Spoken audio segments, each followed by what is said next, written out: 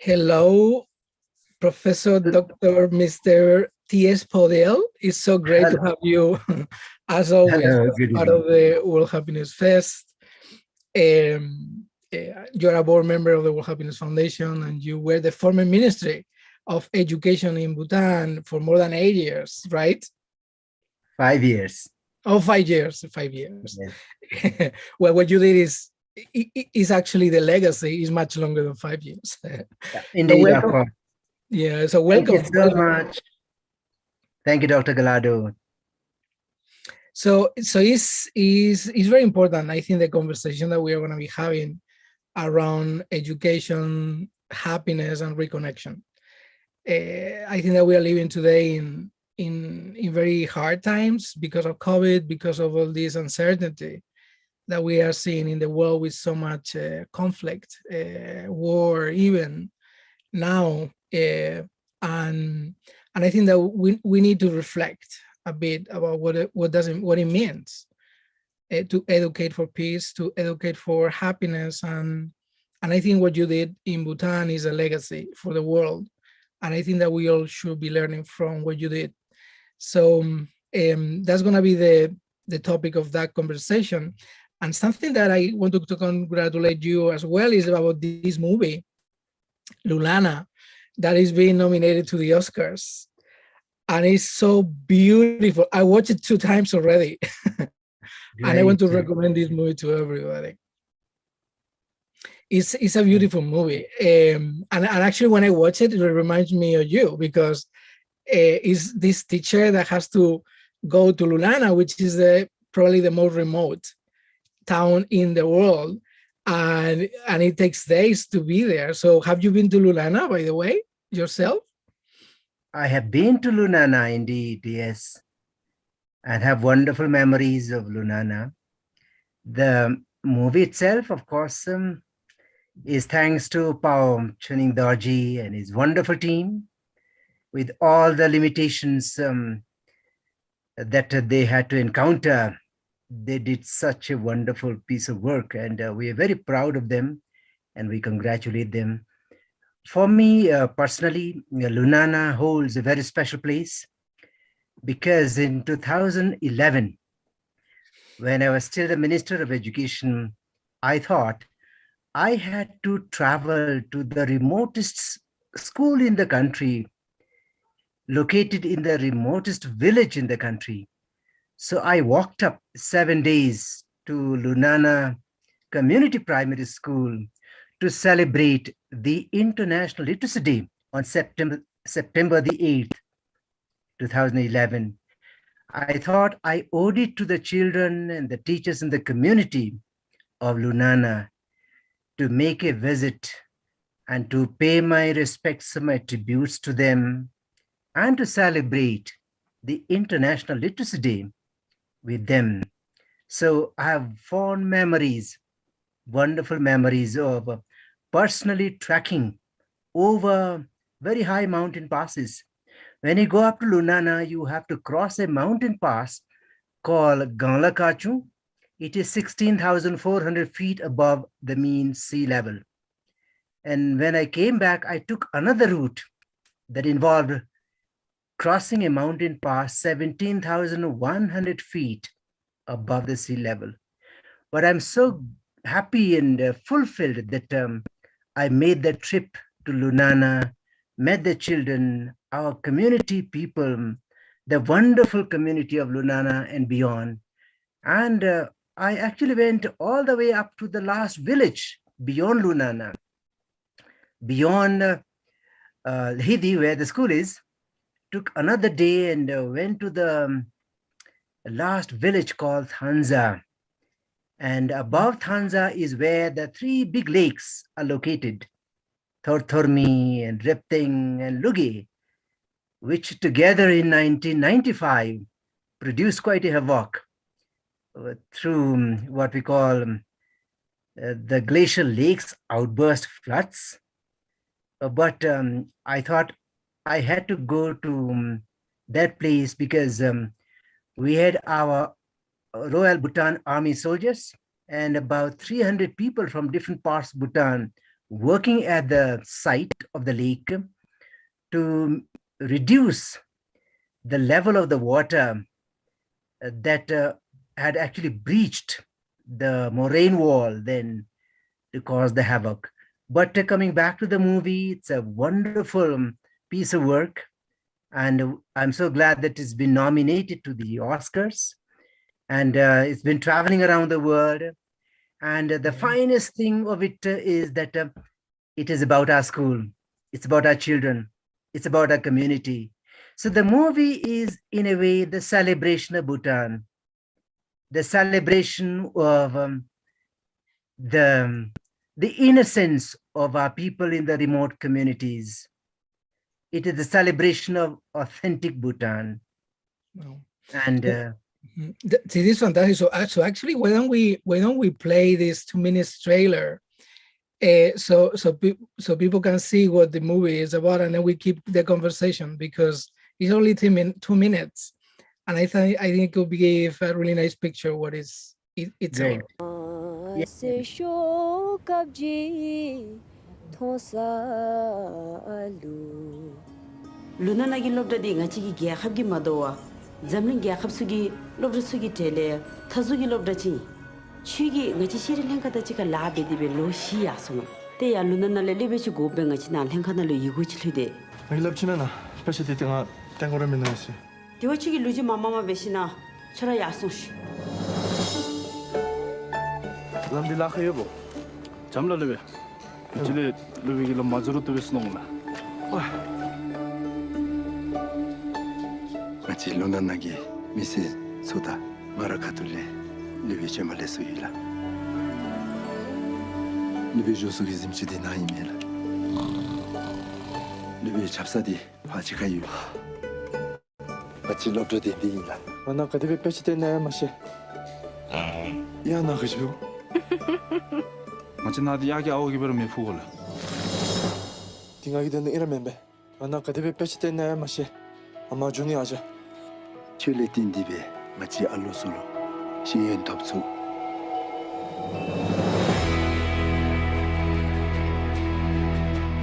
Karagilap, good morning, Nobu. 야지기 경원이메라 야기 마치 로나나로 아미스미 펜돌라 가가가가 자차자냐 차차자냐 Ngalo pembe ko no medi na jenda alo solo namzam tension ni digila. 레베 주바라마 제니로 디댕갈라 레베 나가 치데치 가미가야라 엔테니미 마치리지아캅 마음파이미 레베나좀지로 같이 마좀미디 같이 나모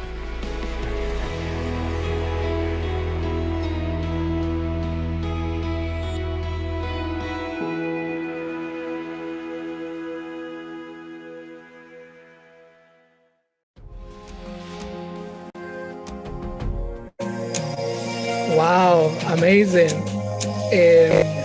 So how you feel when you see that? I followed the same track, the same route, crossed the same mountain passes, visited the same school and spent time with the children there. So it is so very close to me, and I feel actually very emotional and touched, by those images that are so familiar to me. So when we think about the story behind the movie, is really about seeking and searching happiness in many ways, because you have this teacher that is going to be teaching these kids in Lunana, but at the same time he's thinking of living in Bhutan, to live in Australia. So it's a beautiful story of how can we be educated for happiness at the same time. Sometimes we get confused and we look for happiness outside, and we think that the outside is going to bring us what we are lacking inside. And I think that talking to the director of the movie, to Dorji, he explains it that way. So I think that this is a great beginning for our conversation as well. How do we educate? How do we educate for peace and happiness? And what can we learn not just from the movie, but actually from your experience doing that?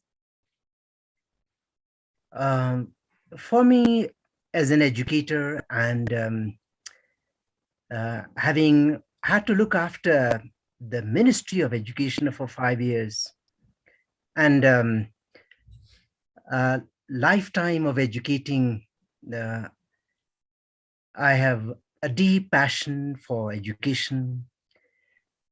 I feel that education is the essential instrument to bring about positive change.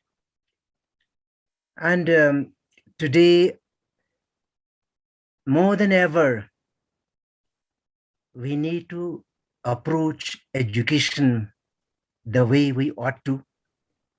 Long ago, education was defined as the noble sector. No other sector of public service has ever been characterized as the noble sector. But over time, I feel that education has unfortunately lost this nobility. We have to reclaim, we have to restore this nobility. And nobility uplifts people, it elevates people, it humanizes people. Nobility of the head, the thinking faculty of our being, thinking noble thoughts, the peerless Buddha, the awakened Buddha, in the 8 Noble Paths, has identified right thought as the first important element in terms of achieving realization. So what does the head do? It has to think the right thoughts. So the nobility of thought. But sometimes the head can be very tyrannical. It can be too strict. It can be too demanding. It can be too unreasonable. It can be arrogant, egoistic. That is the head. But it is also the home of ideas. The head, the mind, is also the home of ideas, the home of thoughts, the home of great thinking that moves humanity, that moves nations, that moves societies. But thinking alone is not enough. We have to feel. So the nobility of the heart, the feeling heart, not only the thinking mind, but also the feeling heart. And the heart is the home of love. Heart is the home of emotions and affections and sentiments. So the hard order of the head has got to be softened by the softer, the tender feelings of the heart. And the nobility of hands. If the head thinks right and the heart feels right, then the hands will carry out the right actions. For me, education is still the noble sector. I must be the last soldier standing who believes that education is the noble sector. It ought to be the noble sector. Education is humanization. Education is, in fact, engaged with them, the cultivation of that nobility, cultivation of the best in people, making people realize their best capabilities, the best dimensions of their life. What is it that makes them human? What is it that makes us, the human of the species? I think the difference lies here. Thinking right, feeling right, and doing right. Education at all levels, at the school level, college level, university level, at all levels, we'll have to relook at its function, at its direction. What is the purpose of education? So we have to reflect on the purpose of education. That's why in my little book called My Green School, Yes. I have identified 8 elements. And these 8 elements are something like the 8 levels of consciousness. If we are conscious to our surrounding, our natural environment, our Mother Earth, I think we have already connected ourselves. We have to connect in a healthy, respectful way with our planet Earth. Similarly, I have other elements that make what I call the Sherik, the deep learning mandala, that that actually are like the 8 different levels of consciousness. So for me, education is still the noble sector, and I wish that leaders, that educators, policymakers, our planners, administrators and managers of education, imparters of education to the children of the world, realize that education must assume a bigger purpose, a bigger meaning. The problems of the world today, the deep, agonizing problems of the world today, may be addressed if people are educated the right ways, not only to become clever and smart and often destructive, but to heal the wounds of the world, to heal the wounds of humanity, to heal the wounds of planet Earth, to heal the wounds of our societies and the wounds of our relationships.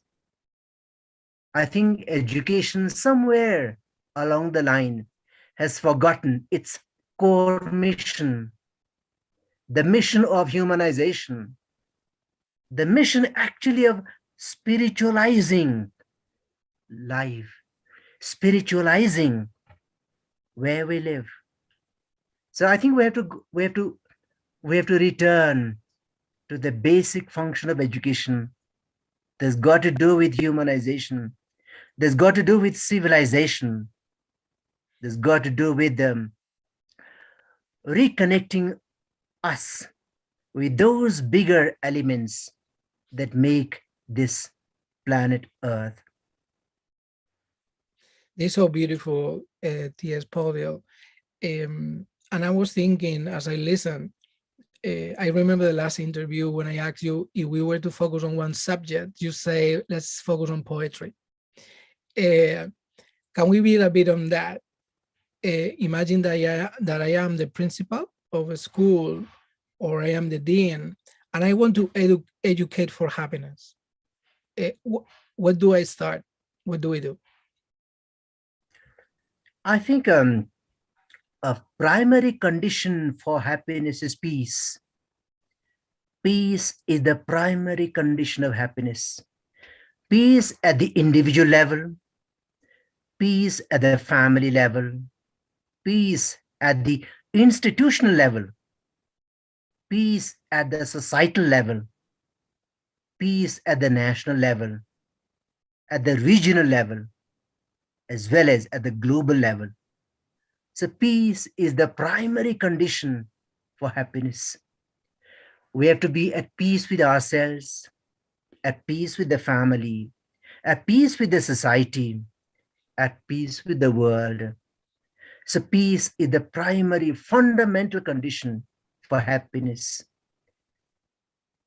And especially at the institutional level, school, college, or university, to which come the most precious segment of the population, the society, our children, our young men and women, boys and girls, they come to our institutions not just with their names and their identities, but they come with the big dreams. They come with big hopes. They come with big visions and ideals. And the institution, and if somebody is the head of the institution, as indeed the managers, the educators, everything around the institution will have to contribute to the building of peace in the school. If the school is peaceful, it supports life, it supports learning, it supports the enjoyment, the celebration of life and the celebration of learning. A peaceful school is a happy school. Everybody should feel cared for, should feel respected, should feel celebrated. So it is the primary responsibility of the head of the school to create this environment where the children, the students, the teachers, the office staff, and the community feel that here is a place which symbolizes peace and thereby creates a happy environment for every member of that community. So societal peace begins with the family. It grows in the seeds of learning and gets released to the society when our children, our graduates, complete their school, college, or university and return to the community as leaders, as members of the society, as policymakers, as planners, as leaders. So that is why a school is more than a school, or a place of learning is more than structures. It is more than structures. It is more than brick and mortar. It's more than soil and wood. An educational institution is the manifestation of a dream. It is the manifestation of hopes. It is a means to an end. So the end ought to be bigger. Is the end the success of the children who attend the school? Is the end peace in the society? Is the end nation building? Is the end global peace or global citizenship? So the school is not just a material structure. The school is an embodiment of values, is an embodiment of dreams. So that is why the way the school is managed, the way the school is led, and the kind of environment that it creates for all the members of that community is so very important. So for me, school is an instrument of peace, thereby being an instrument of happiness. And happy children learn better. Happy teachers teach better. Happy schools make a happy society. And happy society makes a happy nation. And if there are many happy nations in the world becomes a happy place. So the connections are so powerful and so real. So the school is not an entity unto itself. It is linked to so many other elements that make the bigger organism, the macrocosm, that is the society.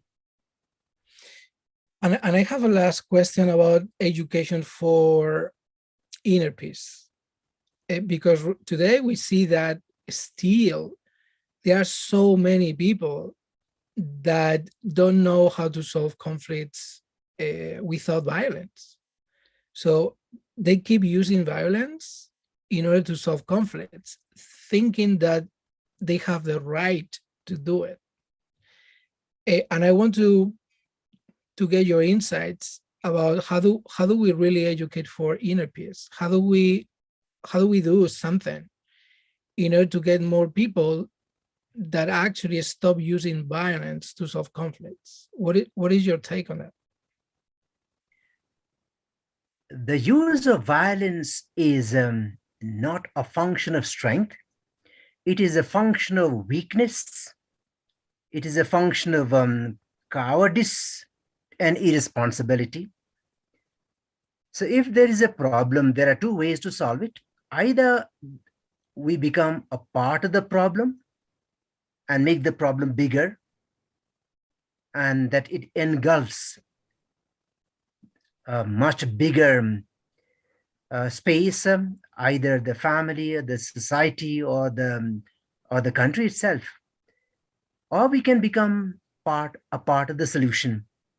And if we become part of the solution, the problem becomes bigger and it gets solved. So to build inner peace, I think we have to cultivate the strength of people who use violence, people who use hatred, who use destructive means to solve either a perceived or a real problem, ought to have some deficiency within themselves. There must be some gaps in their growth, some gaps in their education, some deficiency in their mental makeup. So education has to approach a learner both from the point of view of their strength or their weakness. So build on this, discover the strength of the learner, support the flourishing of that strength or of those strengths, and at the same time locate where the deficiencies are. If somebody is violent, if somebody is quarrelsome, a belligerent, resorts to violence for the slightest reason, to pander to their ego, it is important to locate where that vulnerability, where the deficiency, where that weakness is in that person, and try and redeem that with the healing power of positive actions, positive acts. So I feel today what the world needs is what I call the tension between good and great. Some people want to be great, and to be great, they don't mind doing anything, good or bad. But I think the world needs a lot of good people. And if you are good, you're already great. But somebody who is great may not necessarily be good. A person may be great because he or she takes recourse to use of might, strength, and violence. And actually that person becomes weak. And to remain in that position, the person would have to continue using violence, continue using force, continue using unfair means. But a person who is already good, naturally good, doesn't have to use violence. So peace and goodness and goodwill become the strength. And today what the world needs is goodwill. It needs peace. It needs men and women of goodwill and peace. Because at the end of the day, we are all human beings. How can a human being exercise hatred, use hatred against another human being? How can a human being, supposed to be the most highly evolved of all the species, use violence against another human being? How can a human being kill another human being? How can a human being destroy another human being or another family, another relationship? So I think education, as I was saying earlier on, must be an instrument of humanization. So many people forget that they're human beings. They operate at the lowest level of their being, degraded and demeaned by their own actions and their own thinking. But education ought to be an instrument to cultivate humanity, cultivate peace, cultivate goodness and positive energy. If education doesn't do this, I feel it's such a waste. There's no need to collect the most precious segment of the society and bring them to schools, colleges, and universities. Our places of learning must be seats of a cradle of love, cradle of humanity, cradle of goodwill and solidarity to make the world a better place. No, I feel no other service, no other public service can do more than education. Well, thank you so much, T.S. Powdyel. I think that this is really inspiring when good is good enough, and how this noble profession of being an educator is becoming more relevant than any other time in probably in history. And having you as a steward of that message is very, very important for everybody. So I really appreciate that. And I thank you for your wisdom and your insights. Thank you so much. Thank you so much indeed. And may there be peace in the world, and may there be happiness, and may there be goodwill in the world. Thank you so much for all the wonderful work that you're doing to lead this very important mission in the world. Peace and happiness. Thank you. Thank you so much. Peace and happiness. Thank you so much.